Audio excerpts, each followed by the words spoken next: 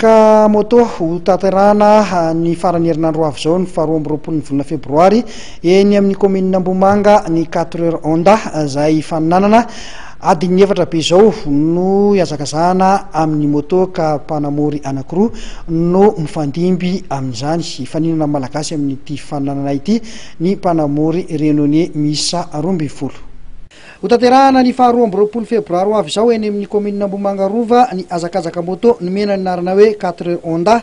Araka izany narana zany dia efatr'ora no faharetan'ny faninanana ka izay mahavita fiodinana betsaka indrindra amin'ny circuit mirefy 5 kilometatra no andrombaka ny larana voalohany. Mpanamory romo no mifandimby amin'ity faninanana ity amina moto iray. Amin'ny 22 février moa zany dia amin'ny 4 Honda 2015 io zany. Première chose c'est grande fête de la moto. Nous espérons donc la participation de tous les pilotes de province et ça va terminer avec un petit 4 Honda 2015 des Miss pilotes Renoné.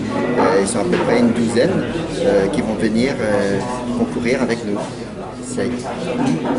Ina mety avantagentsika ohatra amin'ireo piloty vahiny zany amin'ny faninanana ny avantage tiako moa zany amin'io course io moa zany dia ny ahoana moa zany échange resaka hoe échange miaraka amin'ny pilote vahiny zany resaka hoe tracé dia resaka technique de pilotage io zany tena hitako hoe échange tena hoe azontsika amin'izao fotoana izao hoe mampifatra amin'ny moto.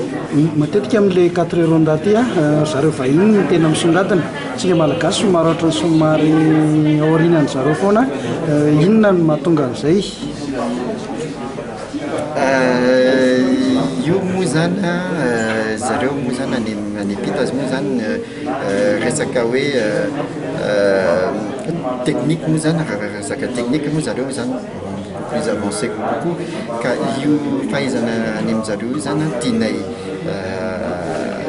ampianarina sady transférena aty amintsika aty zany zay tena hoe hitako zay échange zay tena hoe ilaina mihitsy zay fahaizana zareo ianaranay ary aty amintsika les pilotenay zany talentueux ary mino fa tsy amboany koa le pilotenay ireo fa mahay be koa ny pilotenay.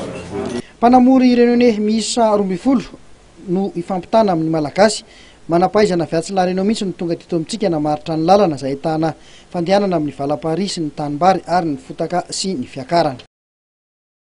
Dia iny fanadihadiana iny ihany koa tompoko lahy sy tompoko vavy no manarana ny fotoana amin'ity hariva ity isaorana betsaka ianao tany atokantrano tany nanaraka ny fandaharana hatramin'ny farany isaorana ihany koa ny namana teknisianina niara-ny asa nanantotosa ny fandaharana hatramin'ny farany manome fotoananao indray amin'ny herin'ny toy izao ny fandaharana mahery veloma tompoko.